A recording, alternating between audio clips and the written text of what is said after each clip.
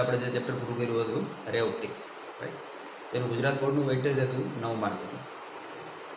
એના પછીનું chapter 10મું chapter છે તરંગ પ્રકાશ શાસ્ત્ર, રાઈટ. ખૂબ મોટું વેઇટેજ છે, 11 માર્કનું ચેપ્ટર છે, રાઈટ. તો થોડુંક વ્યવસ્થિત અને સરખી રીતે તૈયાર કરજો, રાઈટ. ચેપ્ટર એકદમ ઇઝી છે, રે ઓપ્ટિક્સની સાપેક્ષમાં તો ઘણું ઇઝી છે, પણ થોડુંક લોજિકલ છે, રાઈટ. વાર્તાઓ જાજી છે, તો થોડુંક ફોકસથી સમજવાનો પ્રયત્ન કરશો તો મજા આવશે. થોડુંક મેથેમેટિક્સ છે, થોડુંક physics, right, and easy chapter way optics, right. અને પૂરતા માર્ક, રોકડા માર્ક, અને એક હરકી પેટર્નના દાખલા પૂછે એનસીઆરટી માટે તો, રાઈટ. તમે ગયા વર્ષ 2020નું આપણું જે પહેલું પેપર હતું એને તમે જોઈ શકશો, એ બધા દાખલા બહુ આસાનીથી સોલ્વ કરી શકશો, ચેપ્ટર પૂરું થશે પછી. સાથોસાથ એવો પ્રયત્ન કરીશ કે જીનીટના લેવલમાં પણ થોડા આપણે આગળ વધીએ, રાઈટ. ઓકે, હવે ચેપ્ટર સ્ટાર્ટ કરીને એની પહેલાં થોડું ઘણું બેકગ્રાઉન્ડ જોઈ લઈએ, હે ને. તમને ખ્યાલ હશે કે આ ચેપ્ટરમાં વાસ્તવમાં આપણે શીખવાનું શું છે, રાઈટ. એક રૂપરેખા ટાઈપ, બરાબર.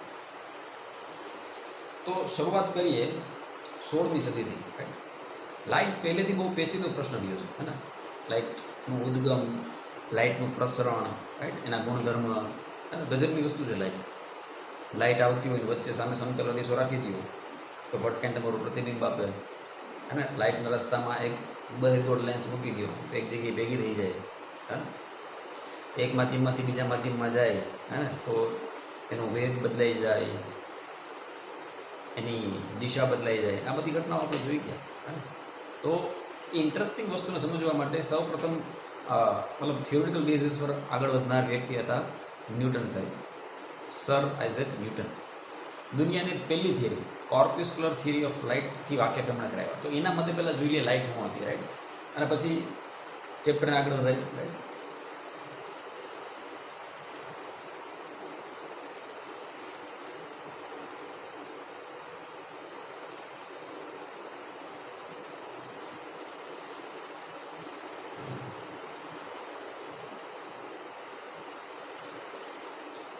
કોર્પ્યુસ્ક્યુલર થિયરી ઓફ લાઇટ ન્યૂટન સાહેબે આપી, અને એના મતે લાઇટ શેની બનેલી છે તો એના અગત્યના પોઈન્ટને આપણે માનતા જઈએ.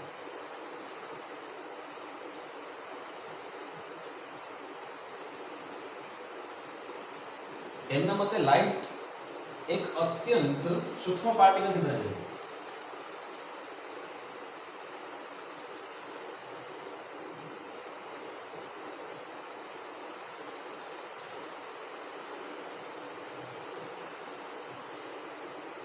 સૂક્ષ્મ પાર્ટિકલ આપતાની સાથે પ્રશ્ન એ થાય કે દુનિયાનો કોઈ પણ જો પાર્ટિકલ હોય તો એને કંઈક દળ હોય, અને પણ આ થોડા પાર્ટિકલ વિશિષ્ટ હતા. એટલે એનું નામ જો ન્યુટ્રોન, પ્રોટોન, ઇલેક્ટ્રોન એવા શબ્દોથી નથી પડેલું, નામનું નોમેનક્લેચર છે આવું જુદું છે. કોર્પ્યુસલ્સ એવું નામ લીધું, રાઈટ. ઓકે, તો ન્યૂટન સાહેબના મત અનુસાર લાઇટ આવા સૂક્ષ્મ કણો કોર્પ્યુસલ્સની બનેલી છે, અને આ કોર્પ્યુસલ્સ છે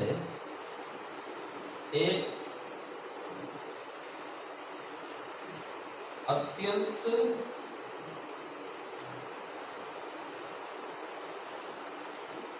સ્થિતિસ્થાપક, દ્રઢ અને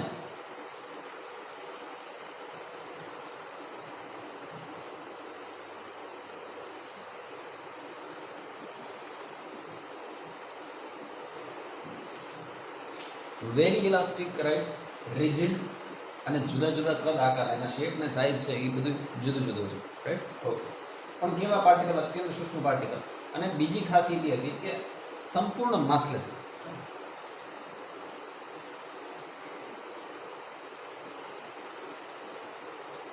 માસલેસ એટલે એનું કંઈ દળ નથી, અને અત્યંત સૂક્ષ્મ દળ, રાઈટ. અને એટલા માટે જ કદાચ અત્યંત ઝડપ વેગથી ગતિ કરી શકે. તો લાઇટ આની બનેલી છે, અને આ બેઝિસ પર એમણે ઘણી બધી પ્રકાશીય ઘટનાઓ સમજાવવાનો પ્રયત્ન કર્યો, અને એમાં હાચાઈ પડ્યા, રાઈટ. તો કોર્પ્યુસ્ક્યુલર થિયરી હું સમજાવી હતી, રાઈટ. તો કે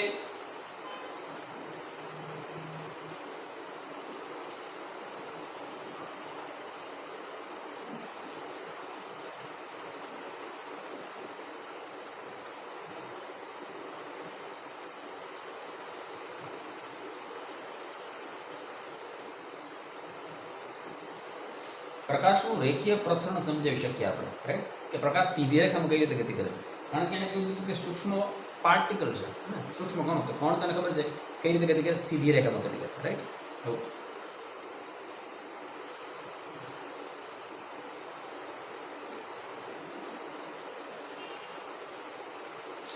બીજું સમજાયું પ્રકાશનું પરાવર્તન. હવે કેરમ બોર્ડની કુકરીને મતલબ કેરમ બોર્ડને યાદ કરો, રાઈટ. જો તમે પ્રોપર વેલોસિટીથી એક રાઇટ એંગલ સાથે, રાઇટ એંગલ કાટખૂણો નહીં એટલે પ્રોપર એંગલ સાથે જ્યારે કુકરીને થ્રો કરો આવે તો ભટકાઈને એટલા જ વેગથી, હે ને, એનો વેગ ગુમાવ્યા વગર એટલા જ વેગથી બીજા ખૂણે જાય, રાઈટ. તો આ સેમ વસ્તુ અહીંયા પણ લાગુ પડી, કારણ કે એકદમ કેવા છે, ફ્લેક્સિબલ છે, એકદમ ઇલાસ્ટિક છે, રાઈટ. તો એનર્જી ગુમાવ્યા વગર શું થઈ ગયા, પરાવર્તન થઈ ગયા, મતલબ બીજી દિશામાં મતલબ એની માધ્યમમાં ભટકાઈને પાછા આવી ગયા, તો એ પરાવર્તન થયું. તો પ્રકાશનું પરાવર્તન સમજાવી કે પછી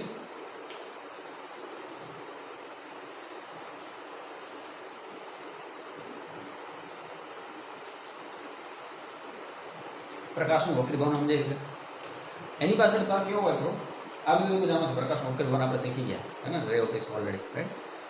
પણ એમાં ન્યૂટન સાહેબે જે તર્ક આપ્યા એ બધા ક્લાસિકલ મિકેનિક્સથી પ્રભાવિત તર્ક હતા. ન્યૂટને ધ્વનિમાં પણ બહુ સારું એવું કામ કર્યું છે, તમે જાણો છો, રાઈટ. ધ્વનિની ઝડપ શોધવાનું ન્યૂટનનું સૂત્ર તમે શીખી ગયા તરંગોમાં, બરાબર, 11મા ધોરણમાં. સાહેબ કે 11મા ધોરણનું નામ લ્યો, ઓકે, પણ શીખી ગયા તમે, રાઈટ, ઓકે. તો ત્યાં આપણને એવું ખ્યાલ છે કે ધ્વનિ જે છે એ હવામાં જે ઝડપથી ટ્રાવેલ કરે એનાથી વધારે ઝડપ એની પાણીમાં હોય, એનાથી વધારે ઝડપ એની સોલિડમાં હોય. હવામાં પાર્ટિકલ્સ છેટા છેટા છે, પાણીમાં મતલબ લિક્વિડમાં હજી વધારે નજીક છે, સોલિડમાં હાવ નજીક છે, રાઈટ. એટલે ધ્વનિની ઝડપ એના પર આધારિત છે, આપણે ખ્યાલ છે. તો ન્યૂટન સાહેબે કોર્પસ્ક્યુલર થિયરીમાં એવું કીધું કે પ્રકાશનું વક્રીભવન થાય ને, આ પ્રશ્ન કોમ્પિટિટિવ એક્ઝામમાં પૂછાય ગયું, ધ્યાન રાખજો.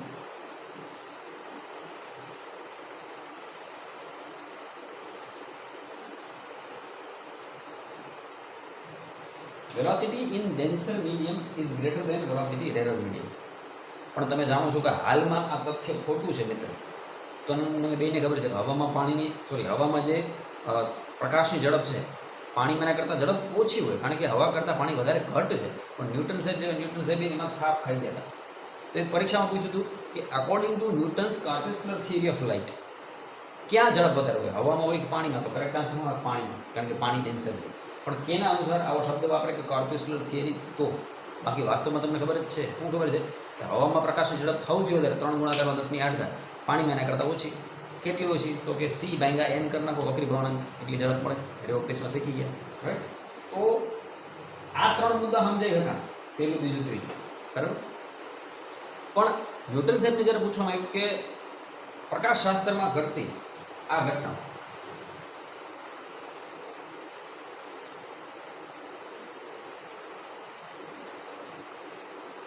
પ્રકાશનું વ્યતિકરણ કેમ થાય, તો ન્યૂટનની એ થિયરી આનો જવાબ ન આપી હતી.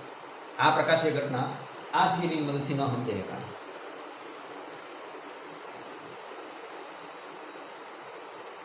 પ્રકાશનું વિવર્તન ન સમજાઈ શકાય.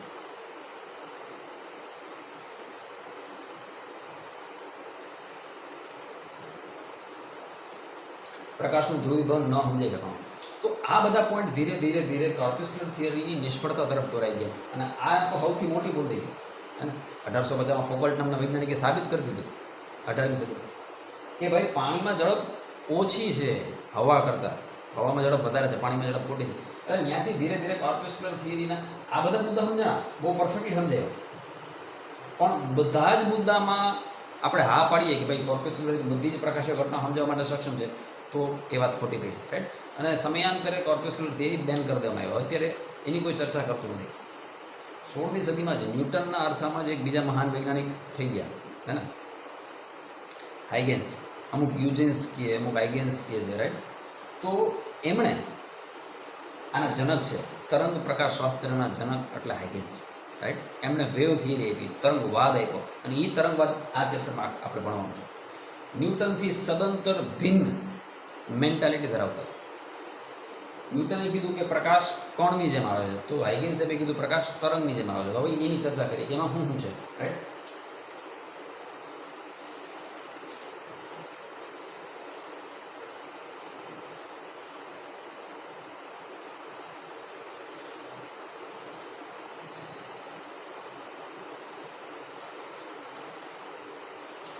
એમના મત અનુસાર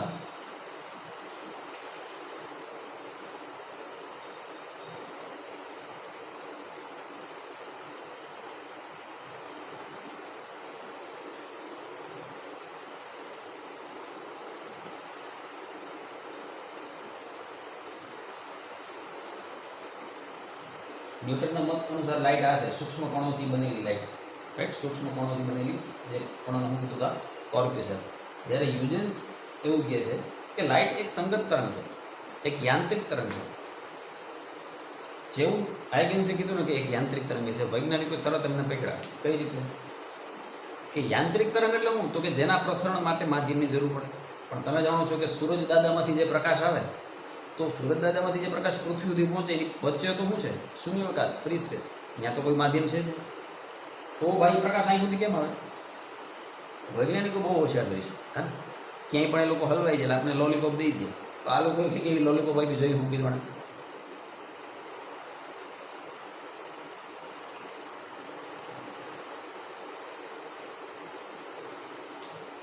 આ સન અને એની ફરતે અર્થ છે અને બ્રહ્માંડમાં બાકીના ગ્રહો પણ છે. તો આ લોકો એવું કીધું તરંગવાદવાળાએ કે આપણા બ્રહ્માંડમાં, આપણું સમગ્ર બ્રહ્માંડ એક ચળકતા ઈથર નામના માધ્યમમાં ડૂબેલું છે.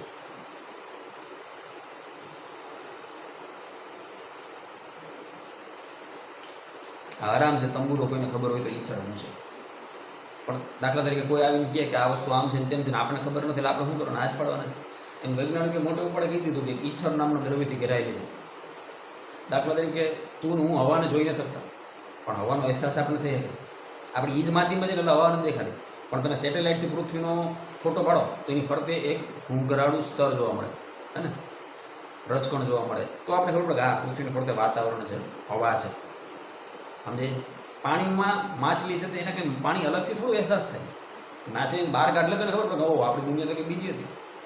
એને પાણીમાં છે ત્યાં સુધી પાણી એનાથી અલગ નથી, એટલે એને શું નથી કરી, તું જોઈ નથી શકતી ઉતરસ ભેજનું. તો એમ એને કીધું કે આપણે બધા ઈથરમાં ડૂબેલા છે, અને ઈથર અત્યંત હલકું માધ્યમ છે, ઘટ નહીં, એકદમ પાતળું.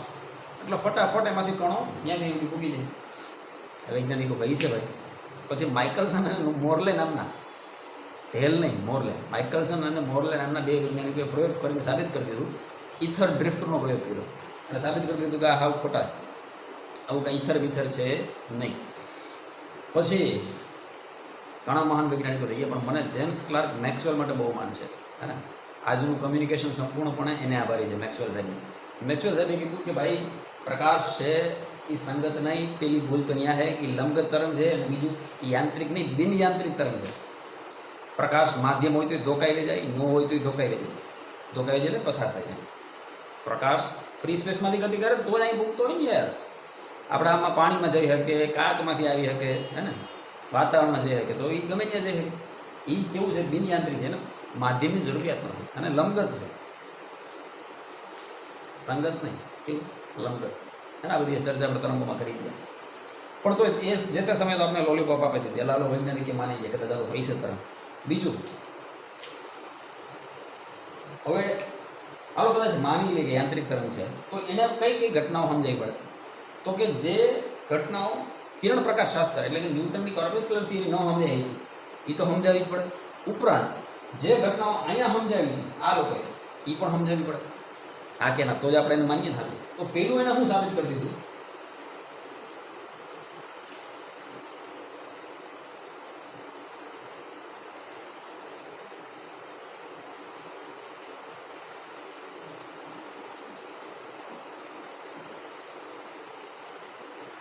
પ્રકાશનું રેખીય પ્રસરણ સાબિત કરી દીધું.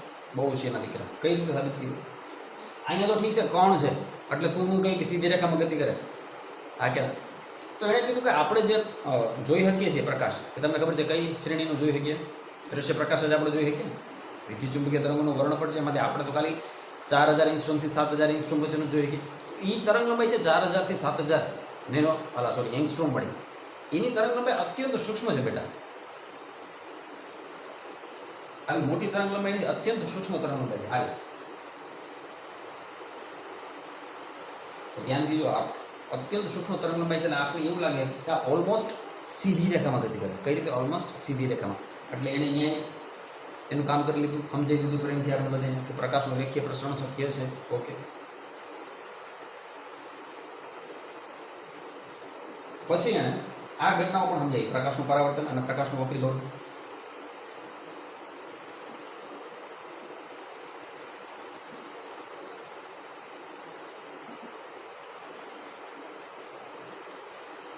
આ બેની સાબિતી આપણા સિલેબસમાં છે.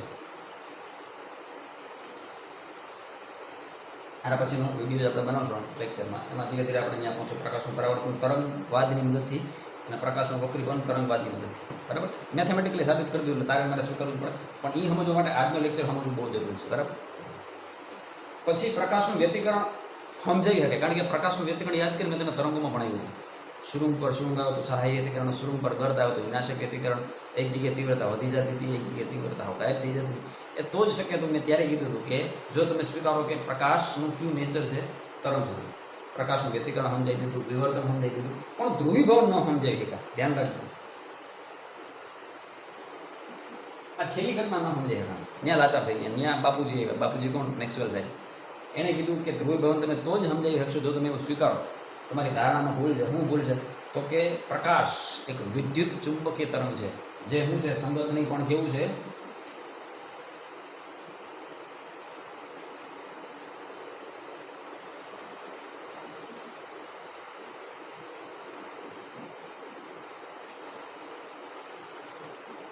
આ બી વસ્તુ મેક્સવેલ સાહેબે કીધી, રાઈટ, કે લંબગત તરંગ છે અને બિનિયંત્રિત કરે છે ત્યારે તરંગ વધવાનો માંડ મેળવ્યો અને ધ્રુવીભવન સમજાઈ શકાય.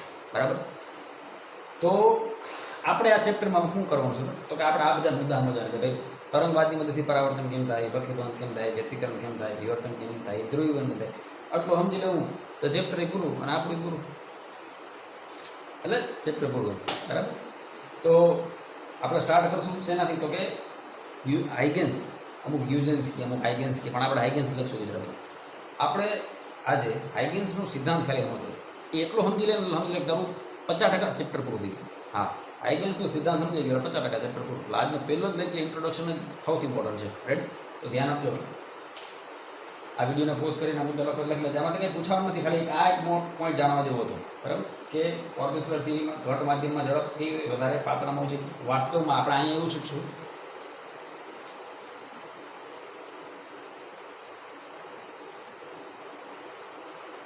કે પાતળામાં વેલોસિટી વધારે હોય ઘટ કરતા, તો સ્વાભાવિક છે ને, હવામાં પાણી કરતાં વેગ વધારે હોય. એવું બધું અહીંયા શીખશું.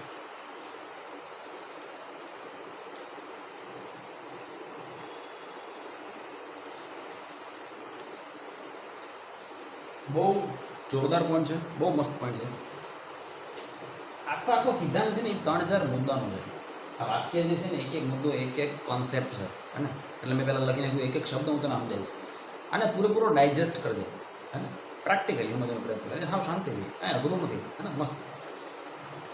જો तरंग अग्र पर दरेक बिंदु उधर ही ठहर जा काहे, हमको पता ही नहीं तरंग अग्र का है, तो गाड़ी आगे क्यों है। तो पहला तरंग अग्र समझी गयो, मैं कीधुं 50% चेप्टर पूरुं रमतानी है तरंग अग्र, राइट। ओके, शुं छे तरंग अग्र?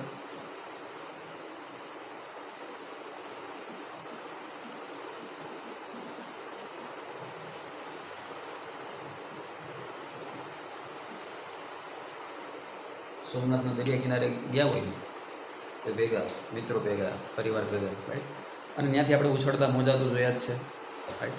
तारे लिए कि बहु मोटू मोजू तारा तरफ आवे छे, तो जे ते समय तने मने मोजानी एक एवी सपाटी देखाय कि जे तारा ने मारा तरफ आम ऊभी छे, અને એ જ ટાઈમે રાઈટ ટાઈમે કોઈ ક્લિક કરી દે ખૂચુક તો આખે આખી એક સપાટી છે ભાઈ। હવે તને એવું લાગે છે કે ઉર્જા તારા તરફ આમ આવે છે, મોજું તારા તરફ આમ આવે છે, પણ વાસ્તવમાં તને આવતું દેખાય છે શું છે? એક સપાટી, એક આગળનો ભાગ, એ તરંગ અગ્ર છે। દાખલા તરીકે દરિયાના મોજા આમ આવે, પણ તને મને સામેથી શું દેખાય? તો કે સામેથી આગળનો ભાગ જ દેખાય। કોઈ વ્યક્તિ હું દાખલા તરીકે જેમ ઊભો છું આ રીતે આમ સાઈડમાંથી જોઈએ તો મને એ પેટર્ન દેખાય, તને તો શું દેખાય? આગળનો ભાગ દેખાય। બીજું ઉદાહરણ, દાખલા તરીકે ફૂગાને ફૂલાવું છું, મારા મોઢામાંથી જ હવા છે એને હું ફૂંક મારું તો એ ફૂંક મારવાની દિશા આ છે, પણ તને એ નહીં દેખાય કે ફૂંક અથવા ઉર્જા મોઢાની ઉર્જા આ દિશા મારો। તને તો શું દેખાય કે તારા તરફ બલૂનની સપાટીનો એક ભાગ શું થાય? ઉભરાતો હોવો તારા તરફ આવે, તને એક દિવાલ જેવું દેખાય, એ તરંગ અગ્ર। આ પ્રેક્ટિકલ વાત થઈ। ટેકનિકલ ફોર્મેટ શું છે આનું? ટેકનિકલ ફોર્મેટ જોઈએ આપણે તો કે તરંગ અગ્ર માધ્યમમાં એક એવું સ્થાન છે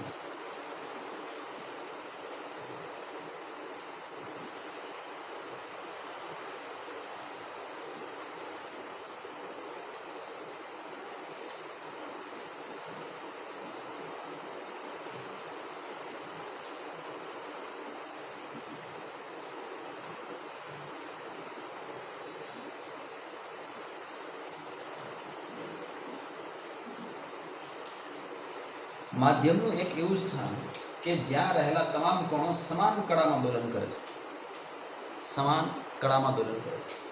દાખલા તરીકે તમારું પબજીનું કોઈ ગ્રુપ છે તો બધા એક હરખી મેન્ટાલિટીવાળા રમવાની વધારે મજા આવે, કારણ કે બધાની ફિતરત કેવી છે, એક હરખી. તો માધ્યમનું એક એવું સ્થાન કે જ્યાં રહેલા તમામ કણો સમાન કળામાં દોલન કરે. બેટા ઓસિલેશન્સ અને વેવ્સ એક જ વસ્તુ છે, ખાલી ફેર એટલો છે કે ઓસિલેશન એક સિંગલ કણની ચર્ચા દર્શાવે છે, જ્યારે વેવ્સ માધ્યમના અનંત કણોની એ જ કહાનીની ચર્ચા કરે છે.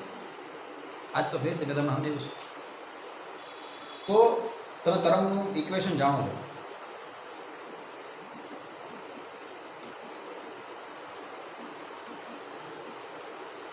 તનેક્ષ દિશામાં પ્રસરતો તરંગના સમીકરણ y બરાબર a sin omega t minus kx. આમાં એ તો કમ વિસ્તાર છે બેટા.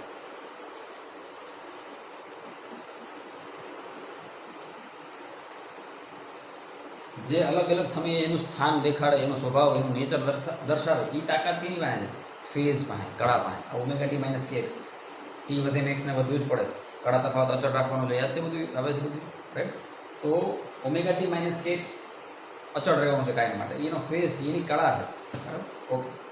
હવે એચ.સી. વર્માનું જે એક્ઝામ્પલ આપ્યું આપણે ચોપડીમાં આપ્યું, જે એક્ઝામ્પલની ચર્ચા કરી અને વેવ ફ્રન્ટ સમજવાનો પ્રયત્ન કરીએ. પણ પહેલાં આટલું લખી નાખીએ, રાઈટ? દાખલા તરીકે એક શાંત પાણીમાં આપણે પથ્થર ફેંકો, ડુબુક.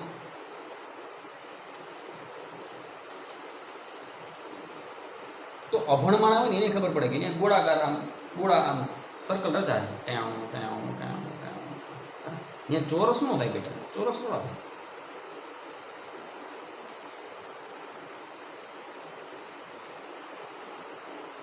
ઉતરેશ ભેજેલો, રાઈટ? અહીંયા તને પરફેક્ટલી સમજાય જાય કે વેવફોર્મ હોવું જોઈએ, એક જ ગામમાં. આ એનો પથ્થર ફેંક્યો, પથ્થર ઉર્જાનો સ્ત્રોત હતો. અથવા એવું કહે કે માધ્યમમાં વિક્ષોભ પેદા કેના કારણે થયો? કે આ પી અથવા ઓ, આ ઓ બિંદુના કારણે અહીંયા વિક્ષોભ પેદા થયો, ત્યાંથી ઉર્જા બહાર નીકળી. એટલે આપણે પેલું સર્કલ આ દેખાણ ડૂબું. હવે ધીરે ધીરે એ ડૂબું માધ્યમમાં કેમ આગળ છે? આ પેલા સર્કલ, ત્યાંથી હવે ઉર્જા કેમ આગળ છે? ઉતરેશ ધીરે ધીરે ધીરે ધીરે માધ્યમમાં હાલે ચાલે ત્યાં આગળ. તો તું ધ્યાનથી જોઈએ તો તને ખબર પડશે કે પોઈન્ટ પી અથવા પોઈન્ટ ઓ આગળ જ્યાં આપણે પથ્થર ફેંકો છે, ત્યાં બની શકે કે શરૂઆતમાં પાણી છે ઉપર ઉઠ્યું હોય, પણ ફરતી એક રિંગ બને, એ આખી રિંગમાં બધાય પાર્ટિકલ ઉપર જ છે. એવું નહીં કે અડધી પાર્ટિકલના અડધી રિંગના કમ્પોનન્ટ અધર હોય, અડધી રિંગના કમ્પોનન્ટ નીચે, બધા ઉપર છે. એની જસ્ટ બાજુમાં જે ગેપ છે આ, ત્યાં બધા જ પાર્ટિકલ નીચે ખાડામાં બેહેલા છે. જો તરંગ બેટા કેમ પેદા થાય? આ પથ્થર ફેંકો એટલે પાણી આમ અધર જેટલું, બરાબર? તો બધું પાણી અત્યારે સર્કલમાં. પછી એના પછીનો ભાગ છે ને એ બધે નીચે, પછી પાછું ઉપર, પછી પાછું નીચે, પછી પાછું ઉપર, પછી પાછું. એનો મતલબ કે એ બધાય પોઈન્ટ્સને ખબર છે કે એને કંઈ ઓસિલેટ થવાનું, એને કંઈ દોલન પામવાનું છે, બધાય પાર્ટિકલને ખબર છે. હા કે ના? દાખલા તરીકે આપણું ગ્રુપ છે, એ ગ્રુપમાં આપણે 10 જણા છે અને ગ્રુપમાં મેસેજ આવે આપણા અડ્ડે. આપણો અડ્ડો એટલે બીજો કોઈ વાંચે તેને શું ખબર પડવાની? કાંઈ ખબર ન પડતી. પણ એ ગ્રુપના જે 10 મેમ્બર છે બધાને ખબર છે કે આપણો અડ્ડો ક્યાં છે. હા કે ના? સમજાય કે ના સમજાય? તો એમ અહીંયા જે પેલા સર્કલમાં જેટલા પણ પાર્ટિકલ છે બેટા, એ બધાની દોલન કરવાની કળા એક સરખી છે.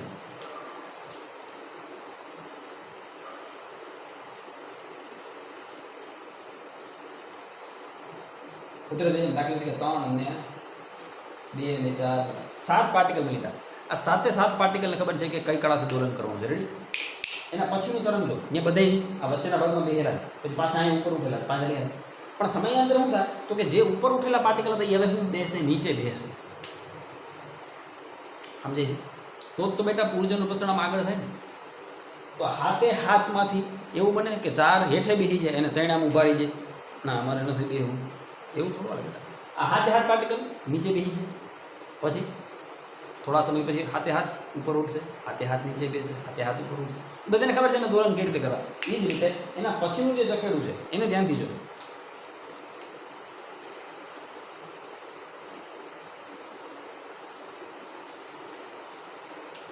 એના પછીના પાર્ટિકલમાં આ બધા જ ગુણોનું નેચર કેવું હોય છે? એક સરખા કળામાં દોલન કરવાનું છે. એ બધા પણ એક જ ટાઈમે શું કરશે? નીચે બેસે, એક જ ટાઈમે ઉપર ઉઠશે, એક જ ટાઈમે નીચે બેસે, એક જ ટાઈમે ઉપર બેસે. ઉતરે બેસે ને.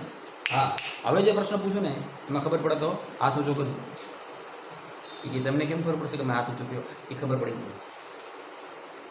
तू मने एटલું કે પેલી જે સર્કલ છે ને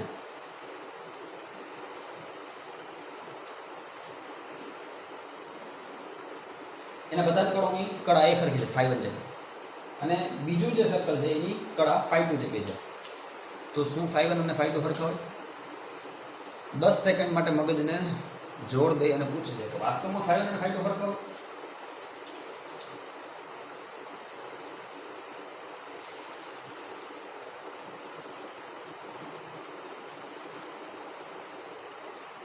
A1 માટે પહોંચતો અલા એ ત્રિજ્યા સુધી પહોંચવા માટે લાગતો સમય T1, બી ત્રિજ્યા સુધી પહોંચવા માટે લાગતો સમય T2। સમીકરણ લખ ખબર પડી જાય બોયકમાં સમય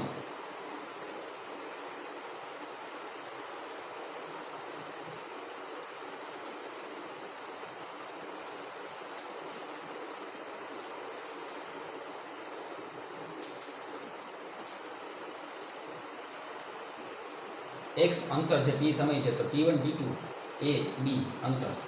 તો તારું મન થોડું ઘણું સાયન્સ જાણતું હોય હે ને તો તને ભાન પડવી જોઈએ દીકું કે આ બે નોખા નોખા છે એનો મતલબ 5 અને 5 પણ નોખા નોખા હોય। હા એ સર્કલનું જે ત્રિજ્યા છે જેની જે સર્કલની ત્રિજ્યા A છે અને જે સર્કલની ત્રિજ્યા B છે એ તમામ બિંદુઓ A પરના બધા જ બિંદુઓ 5 થી જ દોલન કરશે અને B ના તમામ બિંદુઓ 5 થી જ દોલન કરશે। આઈ હોપ કે હવે તને તરંગ અગ્ર શું છે ખબર પડી ગઈ છે રાઈટ। તરંગનું એક એવું સ્થાન તરંગ જે માધ્યમમાં પ્રસરણ પામે છે માધ્યમમાં એક એવું સ્થાન કે જ્યાં રહેલા તમામ કણો શું કરે છે તો કે એક હરખી કળાથી શું કરે છે દોલન કરે જેનાથી શું થાય બેટા કે તરંગનો આકાર જળવાઈ રહે જેનાથી શું થાય તરંગનો આકાર જળવાઈ રહે। ઉતરે પેજમાં આઈગેન્સનો સિદ્ધાંત છે ને હું જે વાત કરું કોઈ રેફરન્સમાં નથી લખેલી ટ્રાય કરવું ચેક કરી લેજો એટલે મારા સમજ પ્રમાણે હું તને કહું છું આપણે માણસ છીએ ને બેટા આપણે મોર્ટલ છીએ। મોર્ટલ એટલે નાશ પામનાર ઈશ્વર ઇમોર્ટલ છે એ નાશ નથી પામતું કુદરત।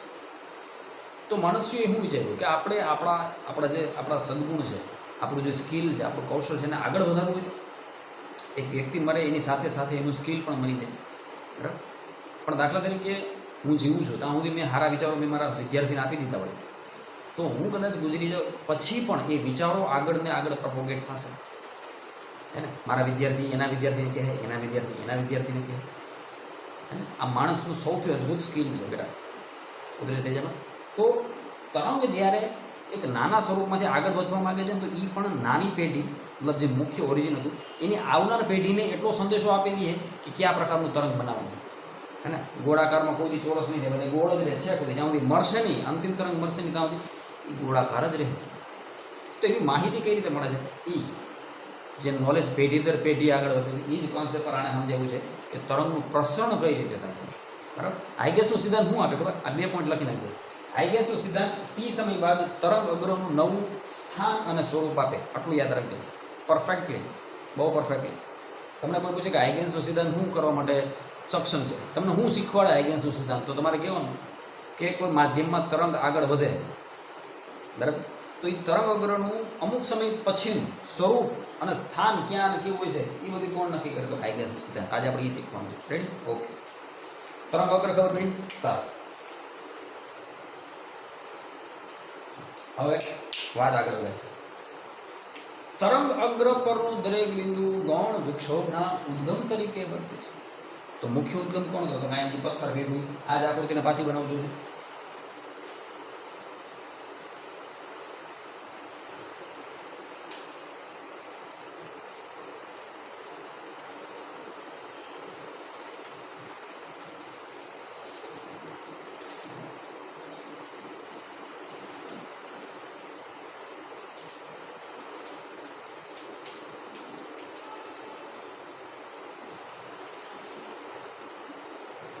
એ એટલા માટે લખું કારણ કે અંગ્રેજીમાં પ્રાથમિક ઉદ્ગમ અંગ્રેજીમાં પ્રાઇમરી સોર્સ કે એટલા માટે એ લખું છું। તો અહીંયા મેં પથ્થર ફેંક્યો અને આપણને એક વેવ ફ્રન્ટ મળ્યું એક તરંગ અગ્ર મળ્યું રાઈટ જ્યાં તેનું ત્રિજ્યા છે બરાબર। તો હવે શું કહે છે તરંગ અગ્ર પરનું દરેક બિંદુ ગૌણ વિક્ષોભના ઉદ્ગમ તરીકે વર્તે છે। આ પ્રાઇમરી ઉદ્ગમ છે વિક્ષોભનું પ્રાઇમરી ઉદ્ગમ। તો અહીંયા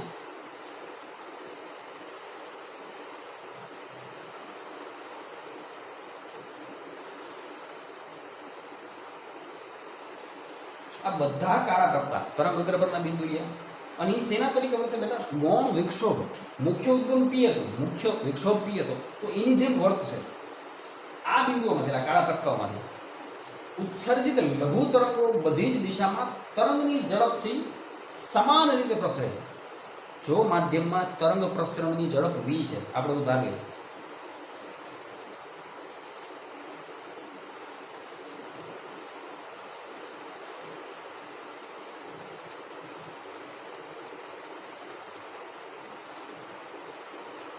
બરાબર. તો એનો મતલબ કે જે ઝડપથી પી માંથી નીકળેલી ઉર્જા અહીંયા પહોંચશે, એ જ ઝડપથી આ કાળા ટપકામાંથી ઉત્સર્જાતી ઉર્જા પણ આગળ વધશે. આઈ રિપીટ, જે ઝડપથી ઉર્જા અથવા તરંગ પી બિંદુથી અહીંયા સુધી પહોંચ્યું, એ જ ઝડપમાંથી આમાંથી જે ઉર્જા નીકળશે એ પણ એટલા ઝડપથી આગળ વધશે. કારણ કે માધ્યમ એકનું એક છે બેટા, જ્યાં સુધી માધ્યમ ન બદલાય ત્યાં સુધી ઝડપ બદલાતી નથી. પ્રકાશનું કિરણ હવામાં હતું તો 3 ગુણાકારમાં 10⁸ છેદ સુધી જેવું પાણી એવું ઝડપ બદલાઈ ગઈ. હવે બિંદુઓમાંથી ઉત્સર્જિત લઘુ તરંગો, હવે આમાંથી જે લઘુ તરંગો નીકળે એ શું છે એ જોઈએ.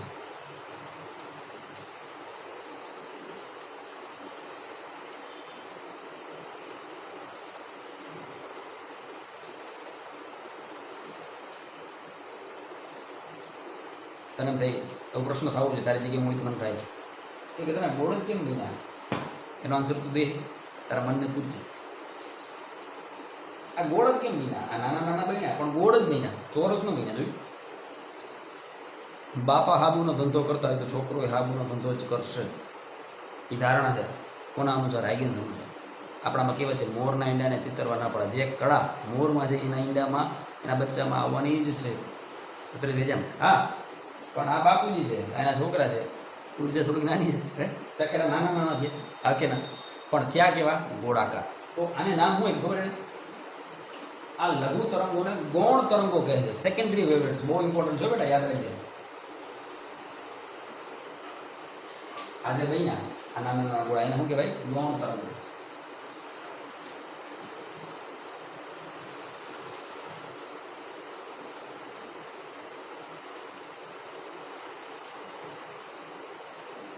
આ પરીક્ષામાં આવું કાંઈ પૂછવાનું નથી. આવતા લેક્ચરથી રિયલ ચેપ્ટર સ્ટાર્ટ થવાનું છે. પણ આ બેઝ છે બેટા, આ નહીં સમજે તો મજા નહીં આવે. એટલે આ ગૌણ તરંગ બન્યા. અને આ જે કાળા ટપકા છે એને શું કહેવાય?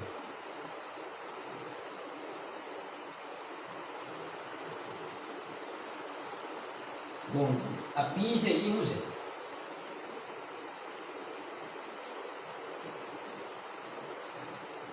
ઉતરે ભેદ.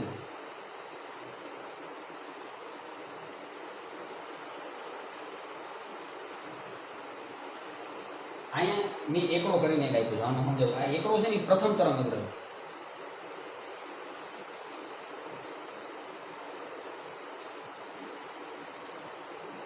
હવે આપણી યાત્રા અહીંયાથી ચાલુ થાય.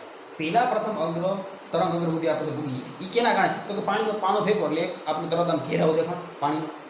યા પહેલું તરંગ અગ્ર. હવે એ આગળ કેમ વધશે અને કયા આકારે વધશે એ જાણવા માટે હાઇગેન્સના સિદ્ધાંતની જરૂર છે. કોન્સેપ્ટ સમજો. બરાબર? આપણે બીજું તરંગ અગ્રની રચના કરવી છે.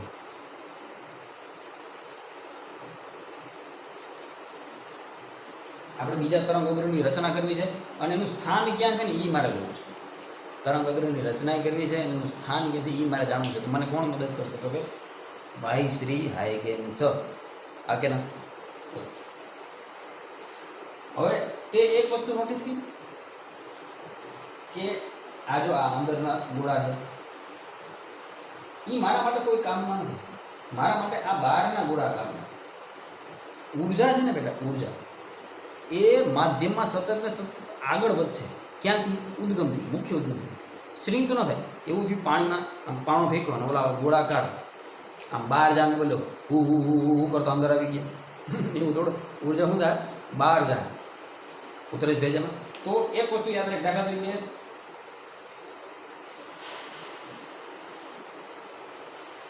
સોમનાથની દરિયા કિનારે ઉભા તારા તરફ આવું મોજું આવે છે, મોજું તારા તરફ આવે છે, તો એ ઉર્જાની દિશા કઈ થાય?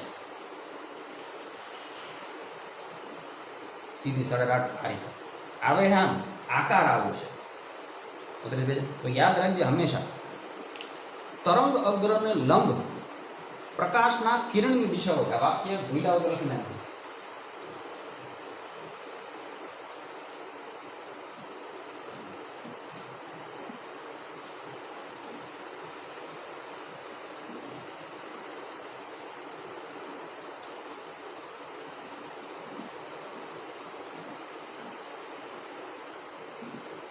હંમેશા હંમેશા હું તને એમ કહું કે તારા તરફ 4 સમાંતર કિરણો આવે છે. 4 આ રીતે.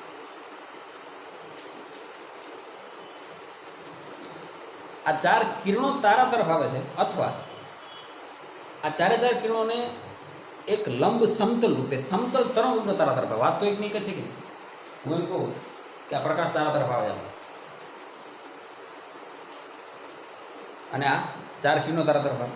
જો આપણે વેવ ઓપ્ટિક્સની ચર્ચા કરતા હોય તો ત્યાં તરંગ અગ્રીવો શબ્દ વાપરશું.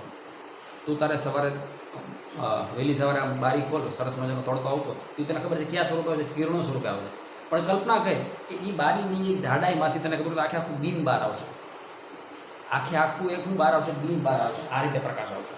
અને પ્રકાશની દિશા ક્યાંય છે? તો કે આ બીમને લંબ હશે. જોજે ધ્યાનથી. એવું કોઈ દી નહીં થાય કે આ બીમ આમ આવતું ને પ્રકાશ આમ જતો, શક્ય જ નથી. તો અહીં ધ્યાનથી જો કે દરેક દિશામાં જે ઉર્જા પ્રસરણ પામે છે, ઉર્જા શું થાય? પ્રસરણ પામે એ તરંગ અગ્રને લંબ છે. કારણ કે ત્રિજ્યા તો સર્કલને આગળ હું સ્પર્શક ડ્રો કરું અહીં આ જગ્યાએ, એ ત્રિજ્યાને કાયમ માટે કેવું છે? લંબ છે. આ જે તરંગ અગ્ર આમ આગળ વધે છે તો એ કેને કઈ રીતે આગળ વધે છે? તો કે ઉર્જા, જો ગમે એક સ્ટેટમેન્ટ યાદ રાખે, હું એમ કહું કે તરંગ અગ્ર તારા તરફ આવે છે આમ, તો એને લંબ શું હોય છે?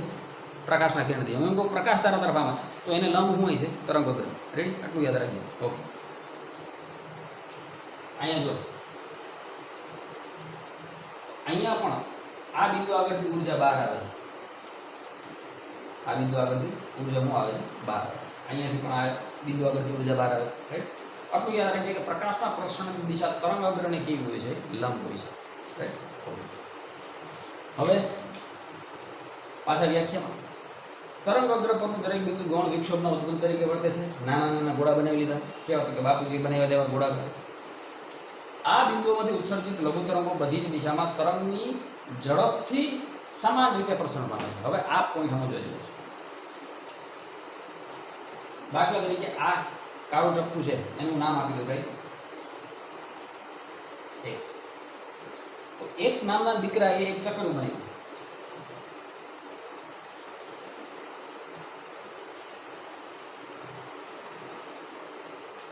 અને એની ત્રિજ્યા એક્સ જેટલી છે એ ગોળાની. એની બાજુમાં વાય નામનો દીકરો છે. બાપુજી કોણ? પી. એ વાય નામના દીકરાએ એક ગોળાકાર તરંગ બની અને એની ત્રિજ્યા વાય. તો જે ઝડપથી બાપુજી પ્રસરણ પામ્યા હતા વી વેગથી, પીમાંથી અહીં સુધી પહેલા તરંગ સુધી પૂગતા માટે માધ્યમમાં ઝડપ કેટલી હતી? વી. તો અહીંયાથી એણે જ્યારે તરંગો બનાવ્યા તો અમુક સમય પછી, રાઈટ, અહીંયાથી નીકળતા તરંગે કેટલું અંતર કાપ્યું છે? જો તમને કોઈ પૂછે તો તમારી પાસે બેઝિક સૂત્ર શું છે?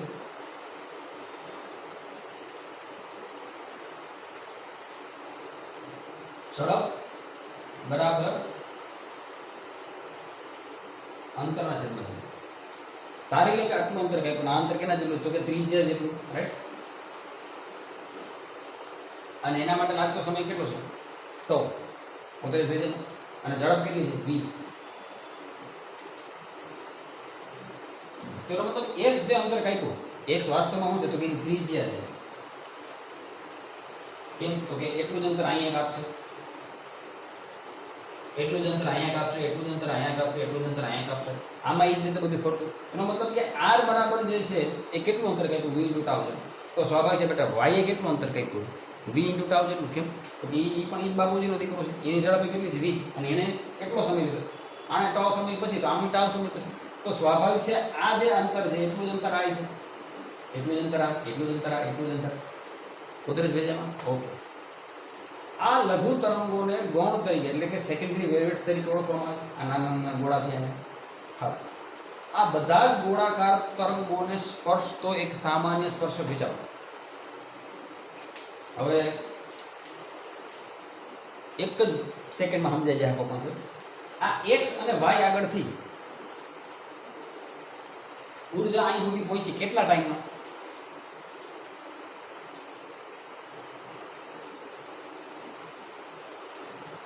टॉ જેટલા સમયમાં। તો એ ઊર્જા બધી બાજુ ટॉ જેટલા સમયમાં અહીં સુધી પહોંચી છે।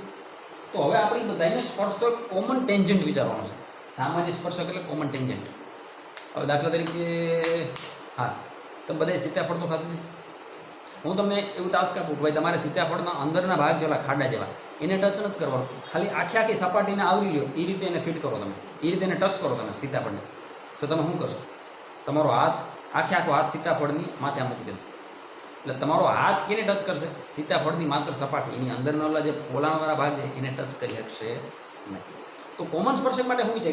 તો કે ભાઈ આ બધાને સ્પર્શ તો કોમન સ્પર્શક અહીંયા બનશે। બ્લેક પેનને જોજો,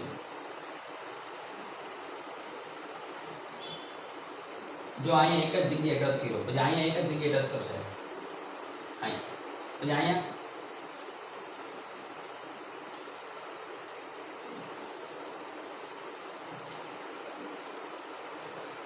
અમુકને ખાલી ડોટેડ લાઈન દેખાતી હશે, પણ અમુક હોશિયાર વિદ્યાર્થીને ખબર પડી ગઈ છે કે આ જે છે ને એ બીજું તરંગગ્રહ છે। કેમ એનો આકાર જો પેલા તરંગગ્રહથી મોટો થઈ ગયો અને વિસ્તૃત થઈ ગયો, પણ છે કેવો? ગોળાકાર। ધ્યાન દેજો,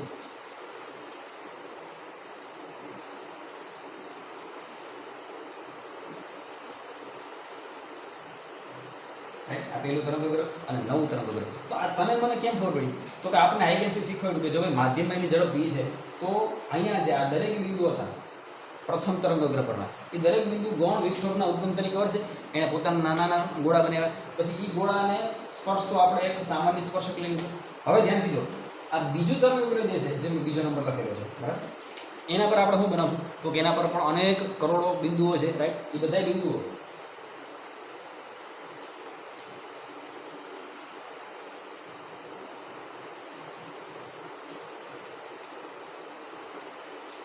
આ બધા બિંદુઓ પાસે પણ શું ક્ષમતા છે? તો કે નાના નાના ગોળા બનાવવાની, હે ને? ઉતરે છે બેજમાં બનાવો ગોળા, પાછો ટો જેટલો સમય લઈએ કે ભાઈ પાછા ટો સમય બાદ એ ગોળા ક્યાં પૂરી ગયા છે? તો કે એની ત્રિજ્યા જેટલું અંતર કઈ છે। હું ત્રિજ્યા શબ્દ વારે વારે એટલા માટે વાપરું કારણ કે એ ગોળા બનાવે છે બેટા, અને બધી દિશામાં જાય। દાખલા તરીકે તમે રૂમના સેન્ટરમાં એક એલઈડી ચાલુ કરો, તેનો પ્રકાશ ખાલી ઉપર થોડો જાય, 6 દિશામાં જાય, આમ આમ આમ, એટલે એક ગોળાકાર રચના થાય છે। ઉતરે છે એ ગોળો ધીરે ધીરે ધીરે ધીરે મોટો થતો જાય। તો એક નાનો ગોળો હતો, એના પરના દરેક બિંદુ એક હરખી ગાળામાં દોલન કરે, તો ટી સમય બાદ અથવા ટો સમય બાદ એ બધા એક હરખું અંતર કાપશે। ત્યાં સ્પર્શક મારી દીધો, પાછા ટો સમય બાદ બધા એક હરખું અંતર કાપશે, પાછું ત્યાં, હે ને? તો ધીરે ધીરે ધીરે ગોળો મોટું સ્વરૂપ ધારણ કરતું જાય અને પ્રકાશનું થાય પ્રસરણ થાય। હવે આ બ્લુ ટપકા આગળ બનાવો નાના ગોળા।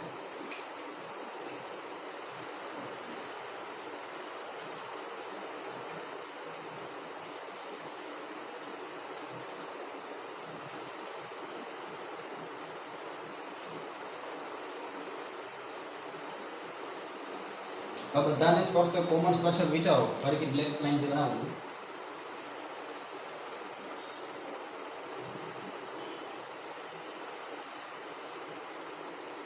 आ बधाने टच करती एक रेखा बनावशो आ रीते मस्त।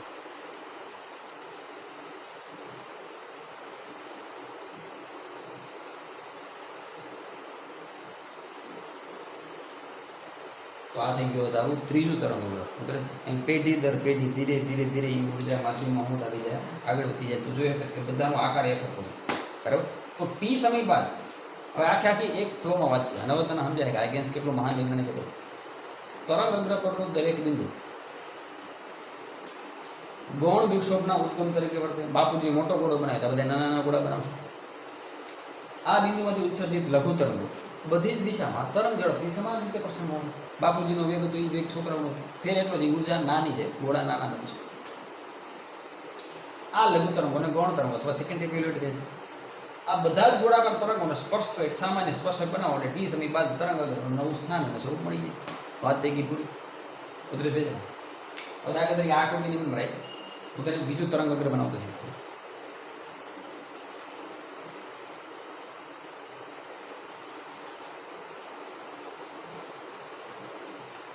દાખલા તરીકે મારું તરંગગ્રહ સમતલ છે, ફ્લેટ, હોય શકે ને, હું વાંધો, કારણ કે અનંત અંતરેથી જે આવશે એ આપણા માટે ફ્લેટ જ આવશે. હમણાં તરંગ અગ્રના પ્રકારે શીખવાડો, 2-3 છે જોઈ લઈએ આપણે. હવે સમતલ તરંગ અગ્ર છે તો વ્યાખ્યા વાંચો. તરંગ અગ્ર પરનું દરેક બિંદુ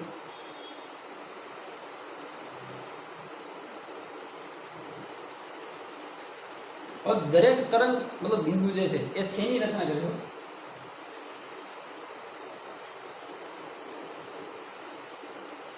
ગોળા બનાવશે. ફટાફટ. તો અહીંથી ગોળો બનાવે, આને ગોળો બનાવી દેવાનો. આવો ભાઈ, એ રીતે આ ગોળો બનાવશે.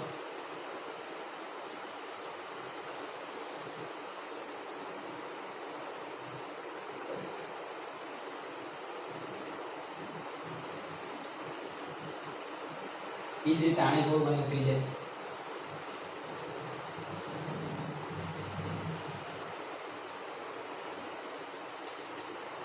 હવે ત્રણેય ગોળાને સ્પર્શ તો સામાન્ય સ્પર્શક કેવો થાય? એ બ્લુ કલર લીટીથી બનાવો.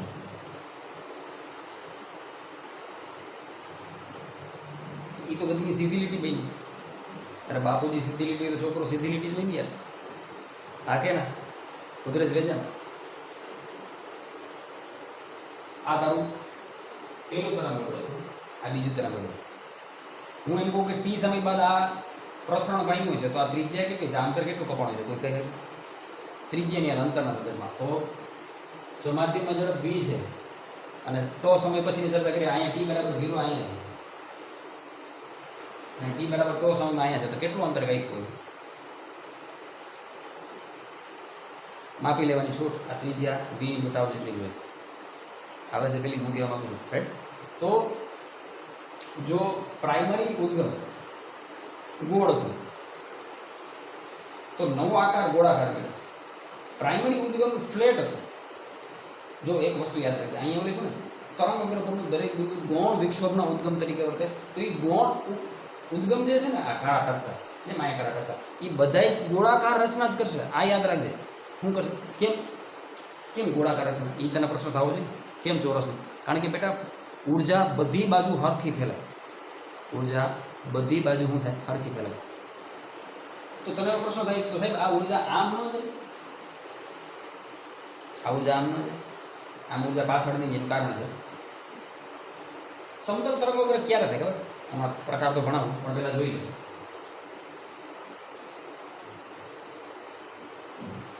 દાખલા તરીકે સુરત દાદામાંથી અનંત અંતરી પ્રકાશના કિરણો આવે, તને ખબર છે એકબીજાને કેવા રહેવાના સમાંતર.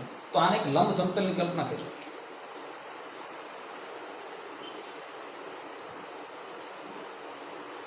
આ સમતલ મેં આમ રાખ્યું છે, ધ્યાનથી જોજો. આ સમતલ મેં આમ રાખ્યું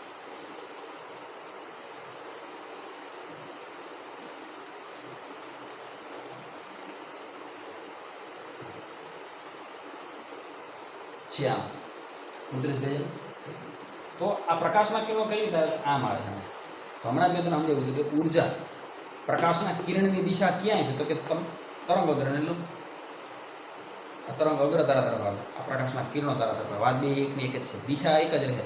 તરંગ અગ્ર છે તો આખી સપાટી તારા તરફ આવશે. પ્રકાશનું કિરણ છે તો ખાલી છૂટા કિરણો તારા તરફ આવશે. ઉતરી ભેજા. હવે આને મેં આમ રાખી દીધું. આ હતું એને મેં આમ રાખી દીધું. એ આમ હતું ને આમ, એને મેં આમ રાખી દીધું. ઉતરી ભેજા. હવે આના પરનો દરેક બિંદુ મેં શું કીધું? ગોળા બનાવશે. જો લે, આ બધા ગોળાકાર તરંગોને સ્પર્શ કરવા, બધા જ ગોળાકાર તરંગો. હવે ઉર્જાનું પ્રસરણ બેટા આગળ તરફ છે તો આપણે પાછળના ગોળાઓને ધ્યાનમાં નથી લેતા. ઉર્જા કોઈથી પાછળ થોડી જાય, ઉર્જા સતત ને સતત શું જાય? આગળ જાય. હવે એવું સમજવા માટે સમજ કે આ પ્રકાશના પ્રસરણની દિશા છે, બરાબર? આ શેની દિશા છે? પ્રકાશના પ્રસરણની દિશા. એ જ દિશામાં આગળ વધવું હોય, આ જ દિશામાં તમે આગળ વધો તો થીટા શું થાય? 0 થાય. અહીંયા એ જ દિશામાં મારે પાછળ જવું હોય તો થીટા કેટલો? પાઈ. હે, આ ઉર્જા છે. એ જ દિશામાં મારે આગળ વધવું છે આમ, બરાબર? તો થીટા કેટલો? 0. અને એની પાછળ જવું હોય તો થીટા પાઈ. તો કિર્ચોફ નામનો વૈજ્ઞાનિક, સિલેબસમાં નથી પણ કિર્ચોફ નામનો વૈજ્ઞાનિકે કીધું કે આ તીવ્રતા cos સ્ક્વેર થીટા બાય 2 ના સમપ્રમાણમાં ચલે અને જ્યાં થીટા એનું છે તો કે તરંગ પ્રસરણની દિશા સાથે બનાવેલો ખૂણો. તો તરંગ પ્રસરણની દિશા સાથે બનાવેલો ખૂણો અહીંયા આગળ જવું હોય, તરંગ પ્રસરણની દિશામાં જ મારે આગળ જવું હોય તો થીટા 0, એની દિશામાં પાછળ જવું હોય તો થીટા 180. તો થીટા 0 હોય cos 0 1 થાય, હે ને? યાદ છે ને બધાને? cos 0 શું થાય? 1, sin 0 0. ઓકે. અને cos પાઈ શું થાય? તો કે cos પાઈ શું થાય? cos પાઈ 1 થાય. અહીં cos પાઈ નહીં આવે, પાઈ બાય 2 આવશે. થીટાનું મૂલ્ય પાઈ છે પણ સૂત્રમાં થીટા બાય 2 છે. તો 0 બાય 2 તો 0 થાય, પણ pi by 2 cos pi by 2 થાય. cos પાઈ બાય 2 શું થાય? 0. એટલે પાછળ તરફની તીવ્રતા શું છે? 0. માત્ર તીવ્રતા ક્યાં છે? આગળ તરફ. એટલે હંમેશા બેટા યાદ રાખજે, જ્યારે પણ તમે સામાન્ય સ્પર્શક બનાવો તો એ સામાન્ય સ્પર્શક તરંગ પ્રસરણની રેડિયલી આઉટવર્ડ, રેડિયલી એટલે ત્રિજ્યાની દિશામાં આગળ તરફ બનાવો હંમેશા. પાછળ તો સ્પર્શક તો અહીં બની હતો તો આ બધા ગોળાને સ્પર્શ જ્ઞાન જ બનાવ્યું. એ આપણે ક્યાં બનાવ્યું? આગળ બનાવ્યું. ઉતરેશ ભેજામાં, રાઈટ? એક એક શબ્દને શાંતિથી વાંચજે. અને એનસીઆરટીનું પાનું લીટી લીટી વાંચતો જજે, બરાબર? પહેલાં 2 પાના હોમવર્કમાં આપું છું તને, 2 અઢી પાના વાંચજે. આવતું રહી ગયું ભેજામાં, રાઈટ? મુખ્ય જે બાપુજીનો આકાર છે, અહીંયા બાપુજીનો આકાર સમતલ હતો તો નવી પેઢી ફ્લેટ આવી. અહીંયા બાપુજીનો આકાર ગોળ હતો તો નવી પેઢી કેવી આવી? ગોળ. પણ દરેક ઉદ્ગમ બનાવશો તો હું ગોળા, આટલું યાદ રાખજો. ક્લિયર? સારું. તો આ કેની ચર્ચા કરી આપણે? હાઇગેન્સના સિદ્ધાંત, કે જેની મદદથી આપણે શું કરવું પડશે તો કે ટી સમય બાદ નવું તરંગગ્ર ક્યાં બનશે અને એનો આકાર કેવો છે, બે વસ્તુ આપણે જાણવાની. અહીંયા જો ટી સમય બાદ આ પેલું હતું, આ પેલું છે, જે આ બીજું, આ ત્રીજું, રાઈટ? આ હાઇગેન્સનો સિદ્ધાંત કાંઈ કાઢ લેવાનું છે નહીં. પોઝ કરીને લખો તો લખી લે બરાબર.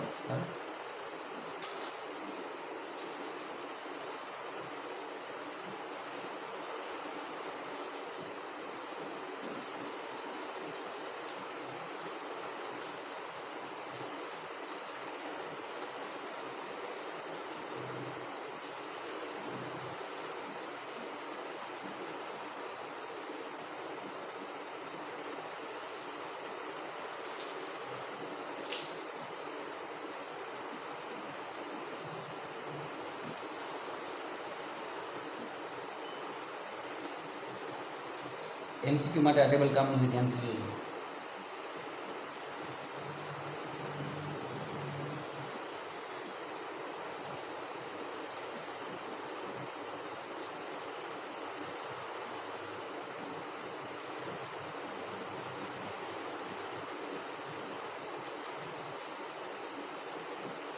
જ્યારે પણ બિંદુવત પ્રકાશ ઉદ્ગમ હોય તો હંમેશા યાદ રાખજો કે એના દ્વારા જે બનશે એ ગોળાકાર, ગોળીય, 3 ડાયમેન્શન, રાઈટ? 3D. પાણીમાં આપણને જે વોટર રિપલ જોવા મળે ને એ દેખીતા આપણને કેવા લાગે? 2Dમાં લાગે છે, હે ને? એ વર્તુળાકાર છે. પાણીમાં જે બને એ વર્તુળાકાર, હવામાં જે બને ગોળામાં એ ગોળાકાર. આટલો ફેર છે, યાદ રાખજો.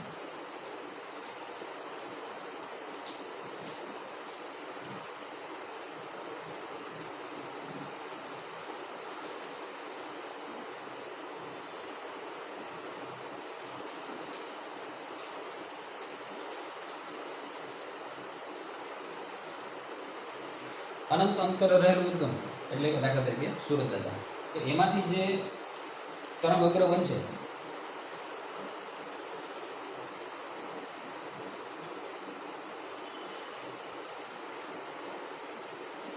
તરંગ અગ્રનો પ્રકાર કે તરંગ અગ્રનો આકાર કે બધું એક જ છે. આમાં તરંગ અગ્રનો આકાર કેવો? ગોળાકાર, બિંદુવત માટે.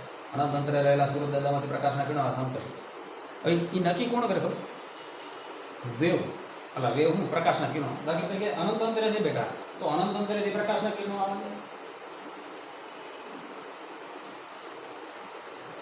તો આ બધામાં એક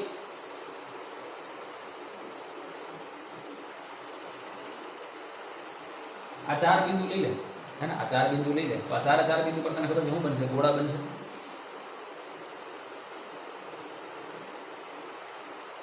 આ નવું તરંગ અગ્ર એ ટર્ન બાય ટર્ન આગળ વધતું જાય, ઉતરી જાય. તો ત્યાં જે તરંગ અગ્ર બનશે કેવું આવશે? સમતલ. આ યાદ રાખી બધા MCQમાં પૂછાય ગુજરાત બોર્ડને.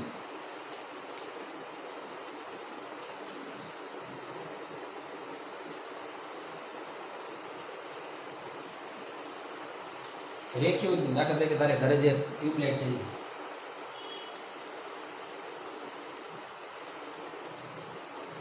અને ત્યાં જે તરંગ અગ્ર બનશે ને એ નળાકાર બનશે.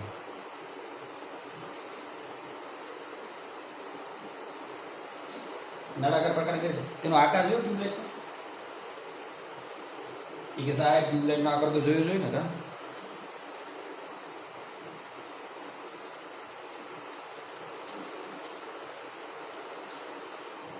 દરેક પરના બિંદુ શું બનાવશે ગોળા.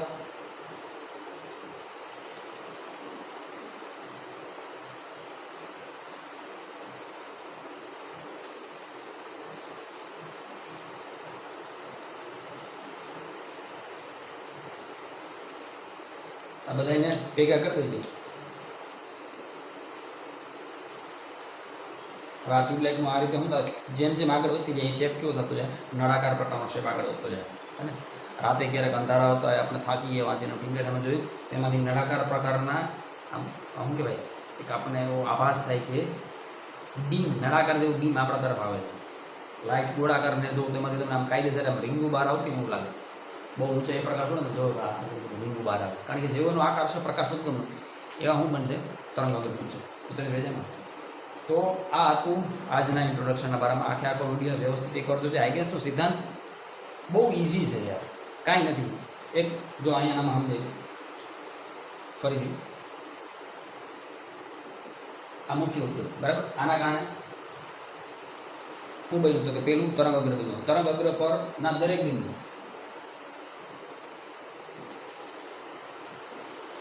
તરંગ અગ્ર પરના દરેક બિંદુ શું બનાવશે ગોળા બનાવશે. ચાહે સમતલ હોય ચાહે નળાકાર હોય ગમે નહીં બનાવશે તો હું ગોળા. રેડી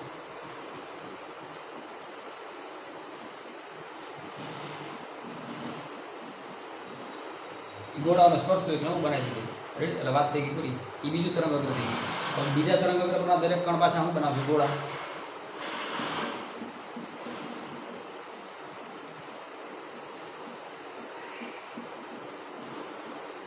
એને સ્પર્શ બનાવી દીધું એ બીજું તરંગ અગ્ર થઈ ગયું. ઉતરી પેજમાં તારી ચોપડીમાં જે આકૃતિ આપી છે એને ધ્યાનથી જોજે એને તને સમજાય પરફેક્ટ સમજાય કે વાસ્તવમાં તરંગ અગ્ર શું છે. બરાબર આ લખાઈ ગયું ને.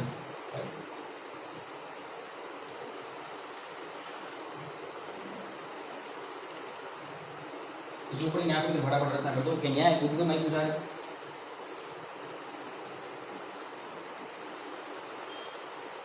અને એના માટે પેલું તરંગ અગ્ર F1 F2 બનાવ્યું છે. હવે તને ખબર છે F1 F2 પરનો દરેક કણ શું બનાવશે તો કે ગોળા બનાવશે. રાઈટ. ધારો કે માધ્યમમાં ઝડપ v છે. માધ્યમમાં ઝડપ કેટલી છે v તો ટો સમય બાદ આ ગોળો ક્યાં પહોંચશે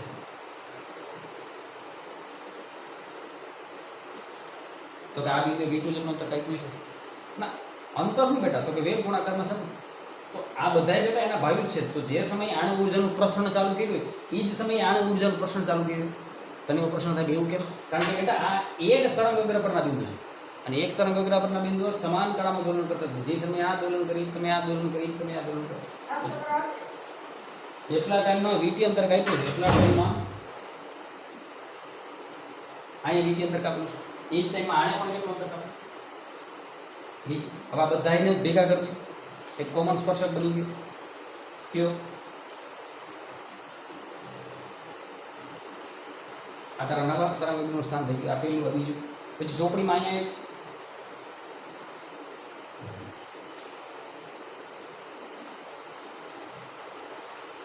એના જીવન ચીટું નામ આપ્યું. પછી ચોપડીમાં અહીંયા અંદર આમ એક અર્ધવર્તુળાકાર રેખા બનાવી છે અને પાછળ કીધું છે.